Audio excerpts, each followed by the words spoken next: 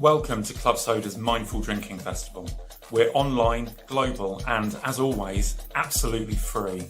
Hi, I'm Drew, and I'm one of the co-founders of Club Soda. And I'm Laura, the other co-founder of Club Soda. We help you change your drinking in ways that help you live well. So whether you're looking to cut down, stop for a bit, or quit, you can find what you need from podcasts and books and courses on joinclubsoda.com. This festival, we've brought you an amazing lineup from over 100 people from across the world. And our programme this time really is global. Every day starts down under with me, Sarah. As well as organising the festival in Australia, I spend my time looking for alcohol-free alternatives and tips for people who choose not to drink, but who still want to live a social, fun and adventurous life. And I'll be wrapping up each day here in the States. I'm Amanda, your US festival host and coordinator, and I'm also a mindset coach who helps women change their relationship with alcohol so that they can start living their most authentic life. Each day with a rolling programme of inspirational panels, conversations, social events, and opportunities to discover new low and low alcohol drinks. So whether you want inspiration to change your drinking, Or to connect with other people, or you want to discover and enjoy a new low and no alcohol drink, The Mindful Drinking Festival is for you. cheers! cheers! Cheers! cheers.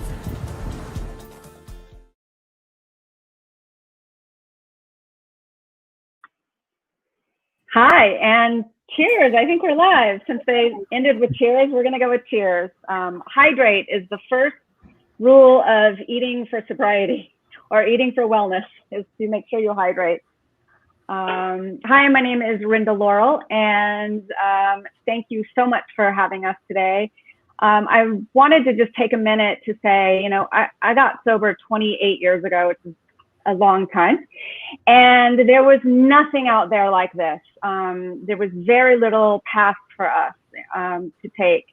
And in the last 3 years, well, in the last 10 years, I've noticed more and more discussions about nutrition and multiple pathways, and that is so amazing. And then in the last handful of years, this new sort of, you know, gray area drinking and discussion about you don't have to be a bottom, you know, alcoholic or drug addict or, you know, those other more PC things you're supposed to call, you know, substance use disorder, etc.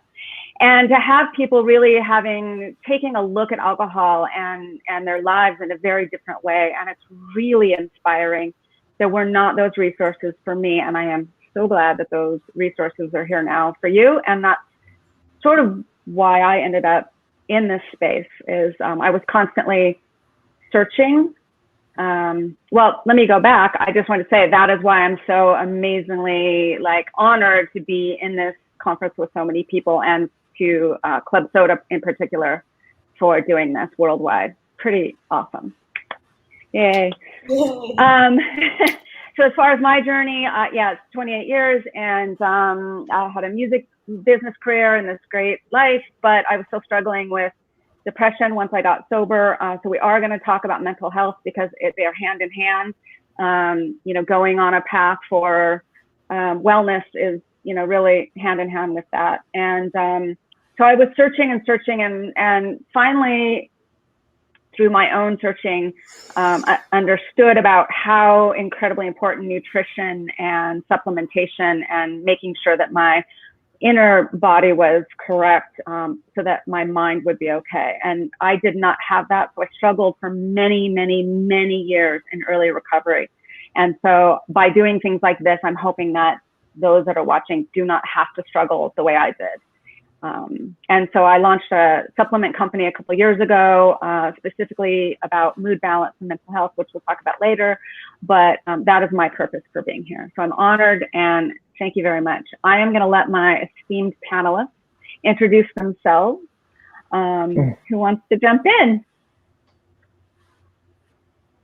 I'll go next. Who's ready? Go for it. All right. So my name is Dani. I'm a functional nutritionist with specialization in mental health, mood foods, and accessible wellness.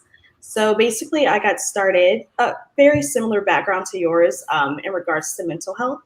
I got started in this field due to that. I was diagnosed with bipolar disorder, so I started healing myself through foods, and sobriety has changed my life. So that's my purpose for being here, and I'm excited to be here and be on this journey with all of you. Thank you. Thank you.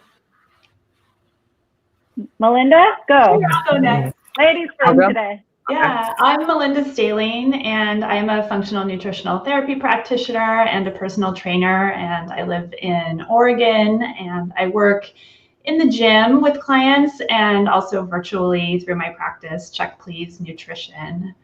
And my journey really started with a history of chronic illness. I have a history of autoimmune disease, and I've been gluten-free for about a decade. And just continuing on that path, finding that my health just wasn't improving, I finally came to the realization that quitting drinking was something that I really needed to explore. During that time, I was also working in the wine industry. I have a 20-year career of restaurant hospitality. I worked as a sommelier and in wine for a long time. So when I did quit drinking, I was working selling wine on the Las Vegas Strip, which is kind of a funny story now, but at the time it was a lot to take on. So that's been a couple years now, and it's really the best decision that I've ever made. Awesome. That's awesome. I stayed in the music business too, I'll go. so I feel you. Hi, guys. Yes, Jeff. I hope you can hear me okay. My name is Jeff Simone. It's great to be here with such a great panel of guests.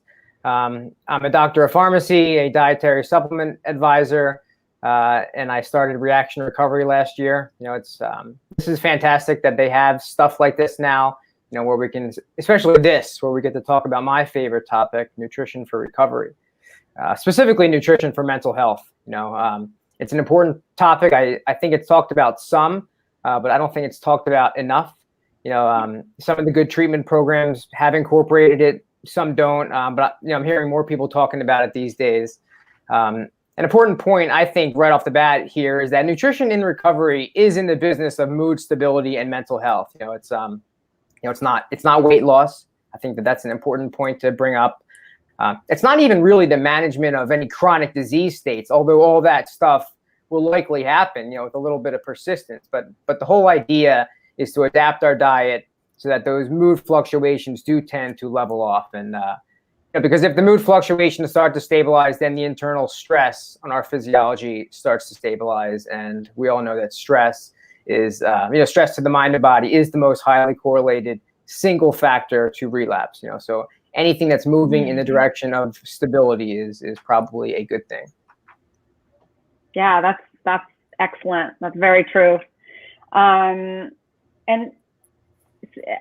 starting with that, finding balance is something, we emailed each other back and forth a little bit here before this, and finding balance and early journeys of recovery. I'm going to use the word recovery, but we all know what we're talking about, right?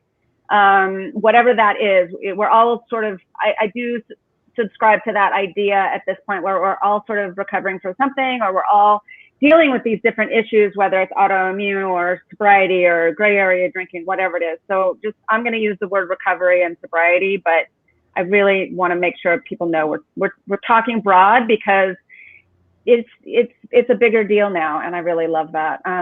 So one of the things what we had discussed is, what in the very beginning, when someone chooses this journey, what are sort of the key things that they can do to start balancing out, because we're so out of balance. And so in the nutrition way, what are the things that we can sort of start balancing out?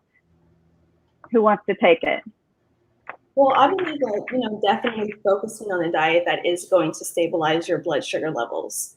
So working on reducing those refined carbohydrates like pastas and pastries and pizza, white rice, that type of thing, and increasing fresh fruits and veggies, getting in like bone broth for gut healing, and just working towards like leafy greens. Obviously, this isn't like an immediate change, it's just something you work towards over time. And okay, let's try a new vegetable for this week, and just kind of like seeing where you can make those changes. So then eventually it'll become a pattern and you'll get there. I think that's a good starting point, just to let's try a new vegetable for the week and seeing where we can go from there. Yeah, definitely. Jeff? Oh, we can't hear you. Did you unplug your? Oh, Jeff's muted. Oh, Jeff, you're on mute. Melinda, would you like to talk? I think I temporarily muted myself. Yep. Sure, I'll jump in.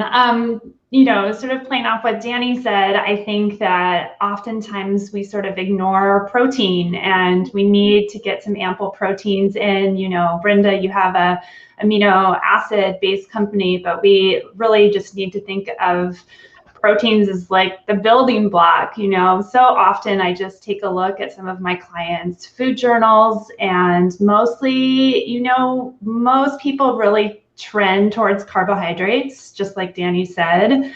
It's the easiest thing to grab, when we're feeling snacky, but just to sort of balance things out and to make sure that we're including those proteins, whatever that means for you in your diet, whether it's meat-based or plant-based, and, kind of balancing out the picture with the proteins, the healthy fats, and the carbs. Yeah, I was going to say that's one thing, I've gone back and forth on a no animal diet, only proteins through legumes and stuff like that. It's a little bit harder to do. I have an Instapot. If you guys don't have an Instapot for lentils, if you're trying to not eat meat, is a godsend. So I give that tip to all of you. You can make lentil soup in like 5 minutes, and it's really great. Jeff, did you want to expand on this? Pot should be in everybody's kitchen for sure. Yeah. I mean, the 2 tips you'll take away from me that have nothing to do with the Instapot and maybe a rebounder, which we'll get into that later. Jeff, can we hear you now? Let's see. Yeah. Let's try this again. Well, I'm just going to piggyback on what a couple of you guys already said. I'm big on hitting these 3 basics and then just staying ruthlessly consistent. Limit and reduce the processed sugars. High protein, high fiber with every meal and snack, and then eat something every few hours to avoid the blood sugar roller coaster. I think one of the most common conditions with people recovering from an alcohol addiction or even alcohol dependency are blood sugar abnormalities, and we can argue, does that condition increase the likelihood of developing an addiction to alcohol, or was it the overuse of alcohol that sort of brought on these metabolic irregularities? And I think that the answer is probably a little bit of both, but I agree with everybody who sort of started with limiting those refined processed sugars. That seems to be the keystone. Yeah, it's so hard too. I mean, we were all laughing before, but because I grabbed the L-glutamine because I was having a blood sugar drop, and it really it makes a huge difference. And stopping sugar when when you first are trying to, it's just an automatic go-to, and sugar and caffeine too. I mean, again, I drink a little bit of tea every day, and I know people have a coffee here and there, but severe caffeine after you're quitting alcohol, also it messes up your adrenal system. HPA access, you guys can talk about that more, but yeah. I know that was another issue for me, and we talked about getting refined sugars out there, but just like drops on any of the type of drinks that have all those taurines and all that kind of stuff in that too, because those can be really detrimental. When I want something that makes me feel good, that's like that, I use Clean Cause. I don't know if you drink Clean Cause. I don't know if you guys drink that. That's yerba mate, and it's nice, but anyway, caffeine addiction as well.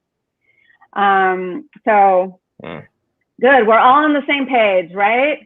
Protein, whatever kind of protein. Omegas, which we haven't talked about, but we will. You can get that from salmon, avocados. What else can what can people eat that have omegas, omega-6s?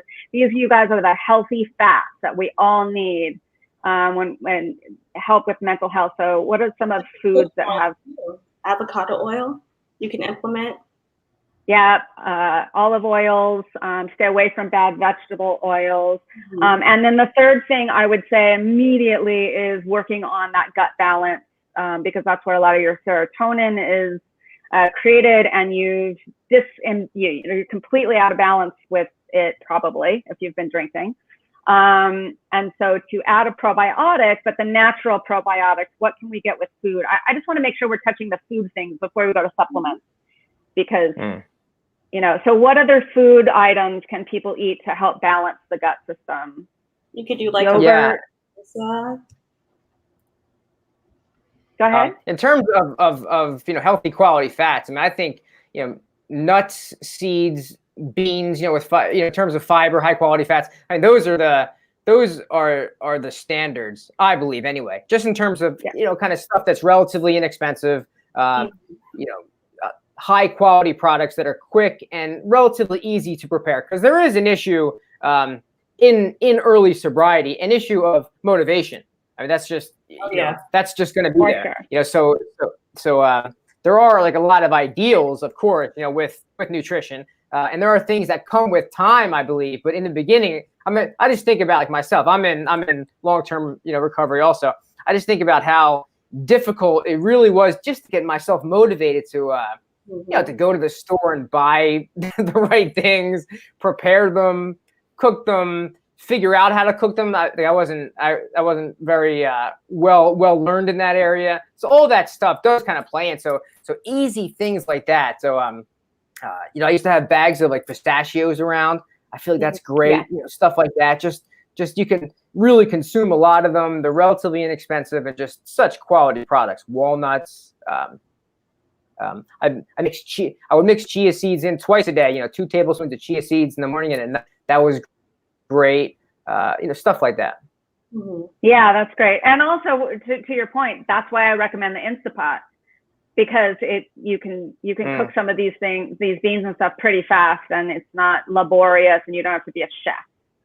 So and I agree with the nuts as well. Bringing those with you when you run around.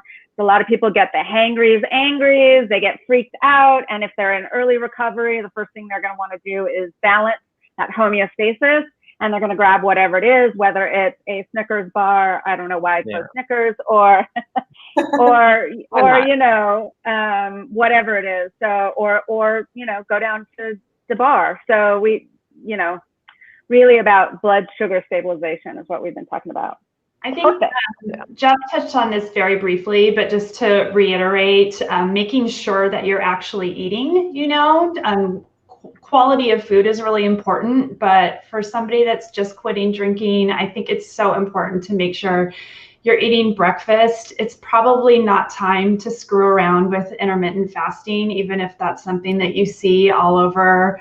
It sounds kind of like shiny and happy, but I would really, really stress that eating breakfast that includes protein, like we talked about, having lunch, having that snack available. If you see yourself sort of getting that 5 p.m. wine time, really, really focusing on, did I feed myself today? And did I feed myself enough? Especially I see women that just don't eat enough. So that's I think that's a really big tip, is just making sure that you're eating and you're getting in your calories. Yes, absolutely. Yeah. And that kind of brings us to the diet and diet choices, because I know for me, I'm always trying to find one that works, mostly just because I have like stomach issues still, and so I'll go like, all right, well maybe I should only eat, maybe I should do flexitarian or intermittent fasting, and there's just so many choices out there, and it's so confusing. It is. And we're already like sort of on this, we're already trying to balance out our mind state and everything else. So I agree with you guys wholeheartedly on just simple. Don't try and do any of the too crazy diets. I completely agree. Just and also touching on what both you guys were just saying. I actually put up an Instagram post several days ago, and I said, if you're in recovery and you have a diet that has a name, I'm probably not a big fan of it.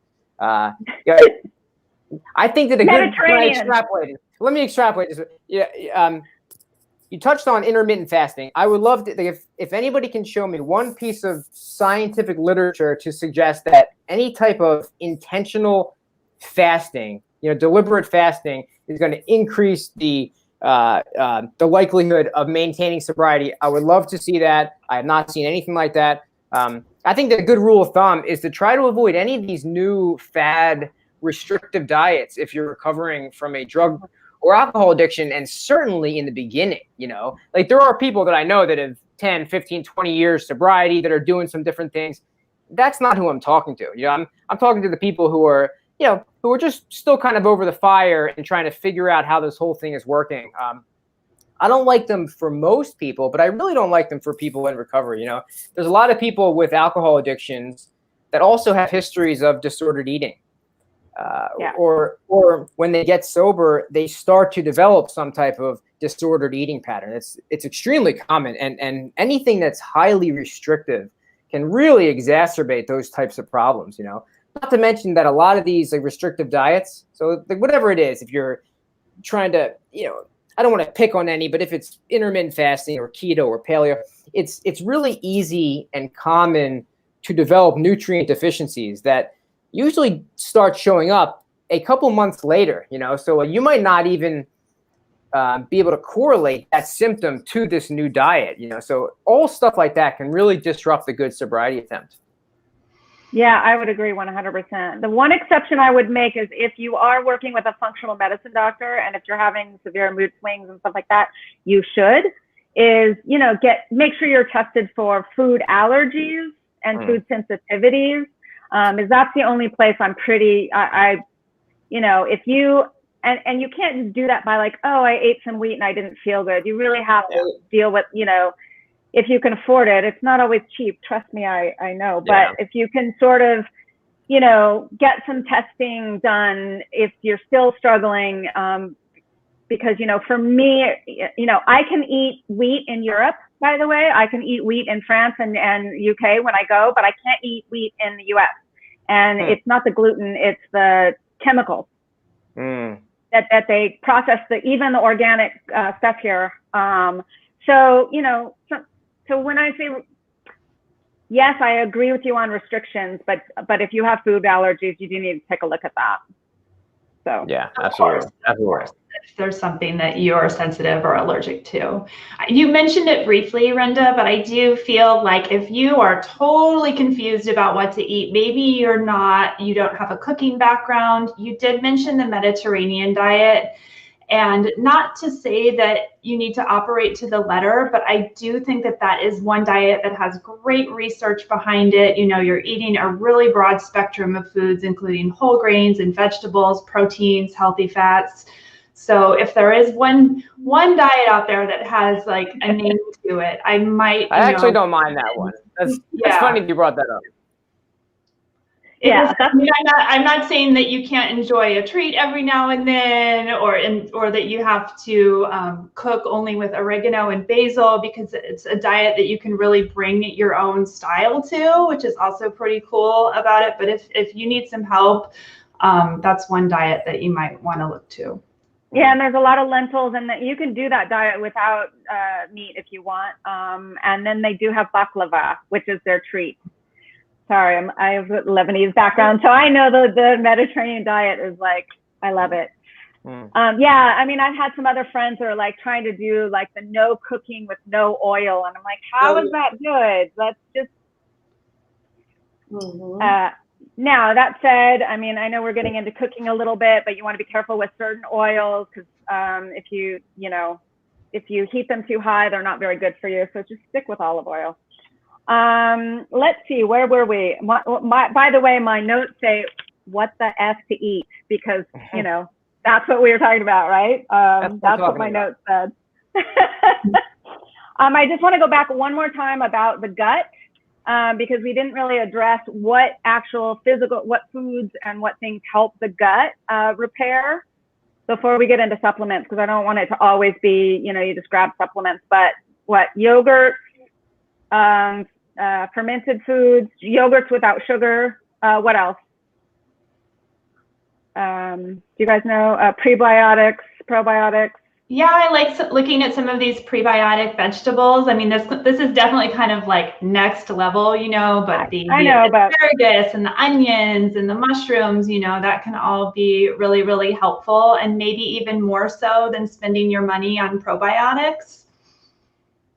Yeah, and also I notice a lot of people of all, grab, like they think they're doing themselves a service by grabbing the bubbly, what is it? Why am I blanking on the name? Kombucha? The drinks.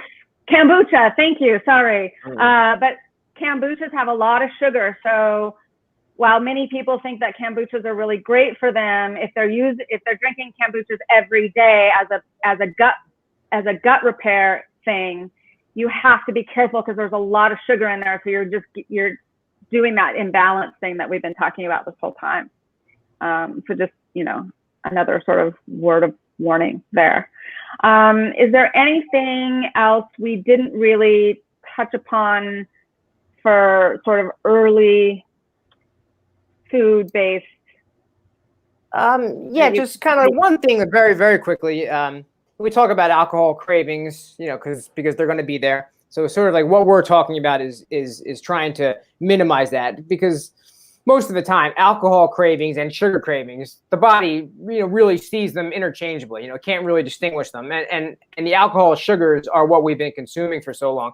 So I think everything that we touched on, focusing on good quality dietary fats, high protein, high fiber, all that type of stuff, those kind of slowly digesting foods that are going to keep you satisfied longer. That is what's going to do it. But we can't omit carbohydrates. I mean, for sure, that your body, if you have been consuming alcohol for a long period of time, chances are that you've also been over consuming the refined sugars. That's just the likelihood of that. And then when you just stop that, your brain is not happy with you. Maybe your spouse is happy with you and your friends and your family and some things but your brain is not on board right away with that. I mean, it is like there is something missing, and a lot of times that craving, one of the, so I think just consuming lots of fruit sort of early and often does tend to level that off. I mean, there's a lot of people that I'll recommend just have this stuff chopped up, keep blueberries somewhere. If you're at work, have a big thing of them in your fridge. If you're home, certainly, sliced up apples with peanut butter, frozen grapes are good. Just chewing on those things throughout the day so that when those sugar cravings / alcohol cravings come up, it just tends to be tempered. Because trying to resist that craving once it happens, it's really hard. I mean, it's going to be really hard if you've been trying to restrict yourself all day and it's 5 o'clock and now you're hit with these intense cravings. And if it feels like an alcohol craving, a lot of times we are going to go right to the sweets, and it's just what I see all the time. And one of the things is to just not overlook the importance of those good quality sugars, and probably the easiest way to do that is fruit. Awesome. Sorry, I just realized that we do have some comments that I wasn't paying attention to. Whoops. So I will look again while the next person is talking. Let's see. Well, I mean, topic 3 really for us, I want to move this around a little bit, and I want to talk a little bit about how to, testing and sort of how to make sure that you sort of know what's going on with yourself. Like, Melinda, you have like a food mood diary, right? Is that kind of what you?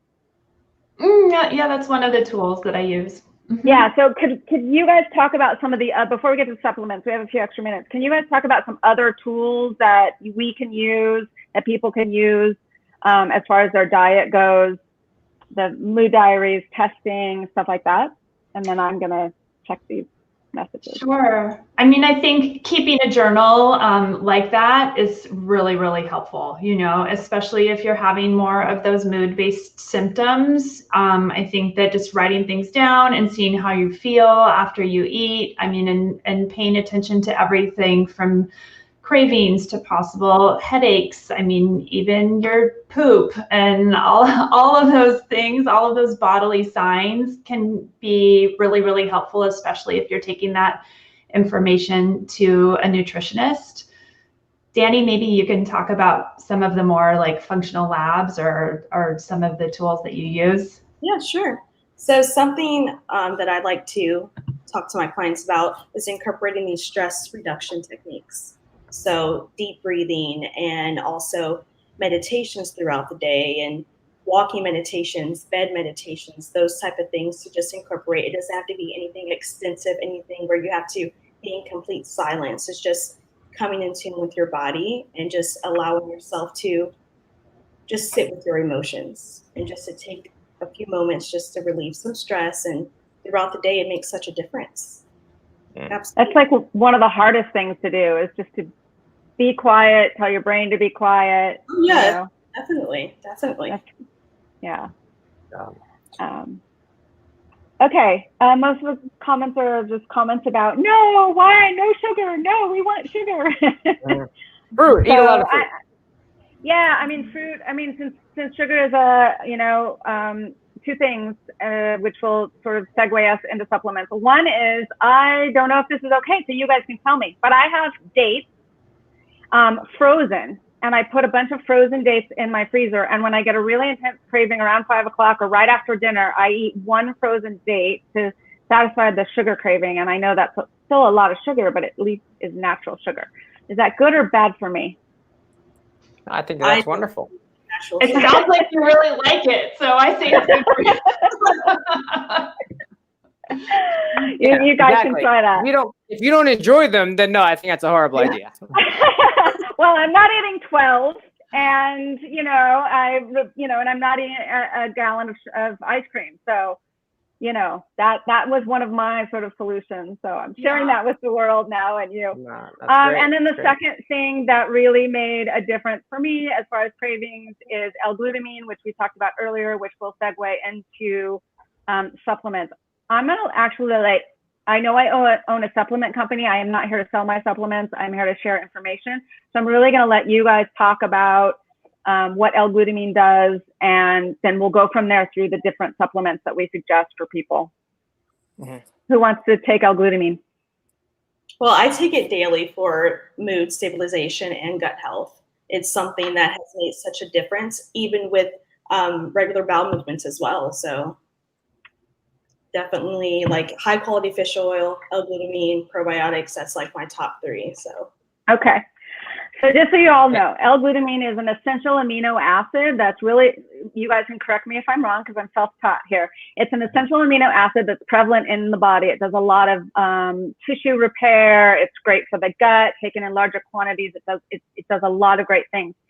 Taken in smaller quantities, when you have a mood drop or a sugar craving, you can actually take the capsules and put them right under your tongue, and it will balance your blood sugar for a few minutes. Would you guys all agree with that? Jeff? I agree. Glutamine, man, for like recovering from alcohol dependency, alcohol addictions, probably if I had to pick one, I like a few. Like I like magnesium a lot. I would probably say glutamine. It seems like it helps everybody. Just like Dani, I still take it. Not in the same doses that I did before, but I still take it twice a day. I put like a little bit. Now I usually use powderized, glutamine now. Back then I was using capsules. I feel like you can, there's a bit of a difference. Sometimes the powder tends to be less expensive. Other times it's not. But L-glutamine, because it's one of the precursors to GABA, the relaxing neurotransmitter. So it's sort of moving in the direction, because when you take alcohol away, there is this rebound effect, because alcohol has been playing on those GABA receptors for so long, and it's been sort of, crushing them, that when you stop that, there's this strong rebound effect. And glutamine is certainly one of those neurotransmitters that in supplement form, it just works great. There are some neurotransmitter type amino acids that in theory are really good, that it makes sense. But in practice, sometimes they just don't always translate. Maybe there's a problem with how it's crossing the blood-brain barrier. Like a lot of the papers seem to be, but glutamine is one of the exceptions. All the research tends to be thumbs up for that guy. Yeah. And again, you guys can get glutamine, everywhere. You can get it in your local stores. I made one for VRYeveryday because in a small little thing, so you could take it with you. Mainly made it for people that go to meetings, honestly, so that they could have a small little bottle with them and they can just grab it when they're starting to freak out. So, but that's it. And then we talked about GABA. So GABA is an inhibitory neurotransmitter. And if you guys don't know what neurotransmitters are, because we're just talking like we expect you to know. But neurotransmitters are the little chemical messengers in the brain and body that sort of regulate mood. The key ones that we usually talk about when it comes to mood are GABA, dopamine, and norepinephrine, which are the speedy, happy ones. When you're low on it, you feel awful and have apathetic depression, which is what I had. And then there's serotonin, which is the feel happy. That's the one most people know about, but it's the one that if in theory that is low, you have depression, clinical depression, you want to crawl into the covers, you get really sad for no reason, weepy, etc. So those are the main neurotransmitters that we're talking about. And for each of those neurotransmitters, there's amino acids, herbs, and vitamin cofactors that support each one of those things.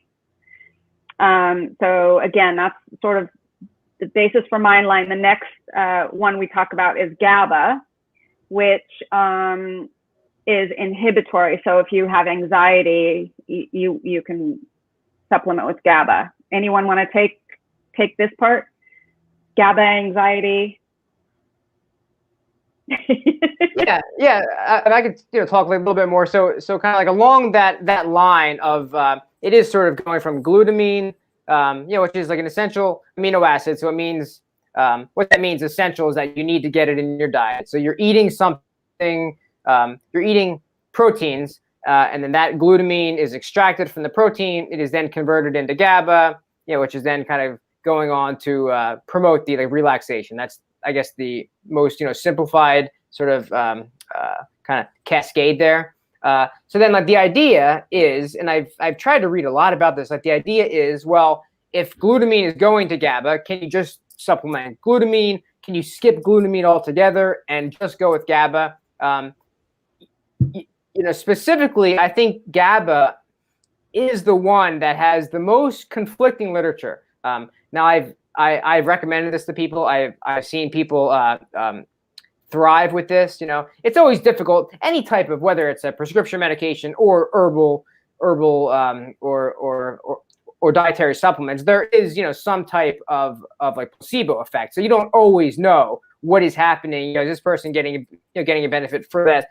But the literature has kind of looked at those ones, and glutamine by itself seems to be better than GABA by itself. However, for people who don't get a benefit just from glutamine alone, glutamine plus GABA for that population works better than just glutamine. So I guess to summarize that, if you were picking one, I would say start with glutamine. If that is sort of doing the trick for you, then that's that. Yeah, that's great. I have a lot of my customers that take my Serenity is a GABA based and glutamine together, and that's their jam. Yeah. That's what makes them feel better. A lot of people do. Yeah. So let's talk about serotonin real quick. Serotonin's a neurotransmitter of the feel happy. There's a lot of supplements that help with that. The underlying amino acids are tryptophan. Is that correct, everyone? And then you can take 5-HTP, and I put it all in one formula. Like everything you would all have someone take for serotonin building, I put in one formula. But you can get these things separately. Is there anything else you recommend? Oh, and then someone asked in the questions about a probiotic, which is important when we're talking about serotonin, because a lot of your serotonin is built in the gut. Do you guys have a preferred type of probiotic or a brand that you really love, and why? I really like Parsley Health. They have a really high quality probiotic, and Pure Encapsulations. That's one, and I cannot remember the other brand. It's on the tip of my tongue. I also like Pure Encapsulations. I like Thorn. I'm not necessarily a Thorn. Is that the one you were thinking of? Good brand. Yeah, those are both. Those are both good quality brands. I actually take Thorn. There's another new company out called Uplift Foods, if you guys want to check that out. And I'm not associated with them in any way, but I love them. It's a powder form, and she formulated specific ones for mood. And it's, yeah, so Uplift Food is it. And she's making a probiotic cookie. So we'll see how that works.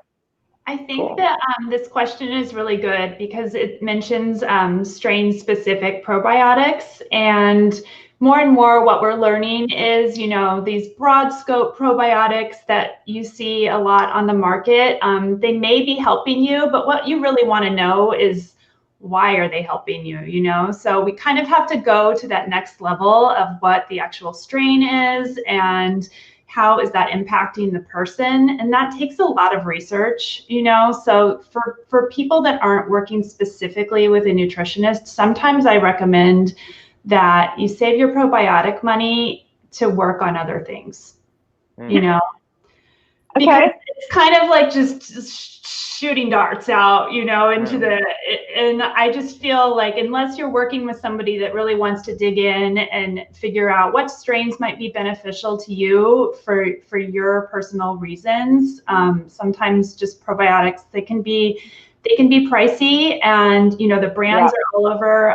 Dani and Jeff mentioned some great brands, but it's a little bit of a crapshoot, for lack of a better word, to walk into the supermarket or even a health food store and buy a probiotic and think that that's going to help your gut. Yeah, I agree. Let's talk about B complex, B vitamins. B vitamins are clearly super important for mood and everything else you do. There is some people take B12 separate and this separate. I'm a big proponent for taking a B complex. I take a methylated B, which made a huge difference. Would you guys like to sort of expand on that? Anybody? The B supplements?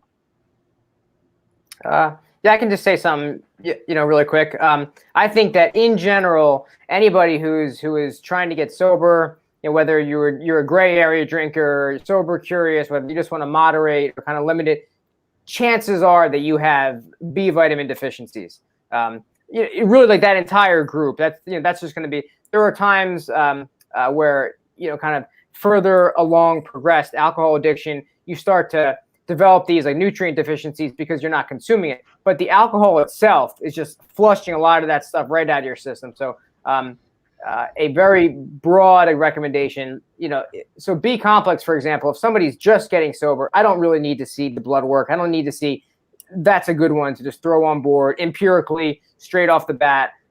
You know, probably one that, you know, 100% of people, you know, because they're also water soluble, they're very, very safe. There's no risk of toxicity. So everything is pointing in, and they're cheap. Everything is pointing in the direction of do it. Yeah, I recommend a methylated B to everybody in new recovery. A methylated B, just so you guys know, has an actual methyl in it. It's easier for your body to process. You can get tested for this MTHFR gene mutation, whatever that's, you know, again, when you're in early recovery, you're like, what? I don't know, just give me a B vitamin. But I do suggest the methylated B version. It's easier for your body to assimilate it first. Yeah, I worked with a client one time, and in her, you know, sort of wrap up, her favorite thing about us working together was B vitamins. And, you know, I was like, okay, we spent 2 months together and you love B vitamins, but if that's the thing, and that really turned the lights on for her. So, you know, it is that important though. And I definitely agree with Jeff in that most people are going to be deficient in B vitamins. Yeah, I mean, the methylated B changed my game even 2 years ago. So I agree with that. And even just making the slight change in that was really huge. Now, I mean, we're talking about so much. We just like went through a bunch. I mean, there is a point when, like you said, Jeff, with early recovery that maybe it's just really good to get a really great multivitamin, you know, with everything in it to just make sure. I would say, just, you know, much like, you know, when you're looking at the back of a food label now and you're like looking for all these like things in there that maybe are, you know, too many words in a row or too big words or all these FD number 3s or, colors, everything. When you're choosing supplements, please do the same thing. I have a lot of people that come to me and like, I'll do these consultations and they'll put all their supplements out, but then, it's like titanium dioxide and blue FD number 47. You don't want to add more chemicals to that. That's my only real advice there. One of the questions is what are the symptoms of B deficiency fatigue? Oh, fatigue, question mark? I think that we're wrapping up right now. It is a shame because I would love to talk about this for 3 more hours, but I'm. Oh yeah, 45 minutes. Seconds. I was gonna go to 5, you guys. I can do it. All right. Well, if they're gonna cut us off, I just want to say thank you so much. Are we still on? I love that. I wasn't paying attention. It's 4:45. Yeah, I just caught it. It's been very nice chatting with all you guys too. It's it's very been nice a nice experience. I hope somebody got something out of it. Yeah, and you guys, we got into some deep stuff, but please just keep it simple and reach out to each one of us. We put our social media up there for a reason. Reach out to each one of us directly. If we can be of service, I'm sure we will all be there for you. And we'll check the messages and everything on social media later. It says they can still see and hear us. Yeah. Anyone want to do a dance?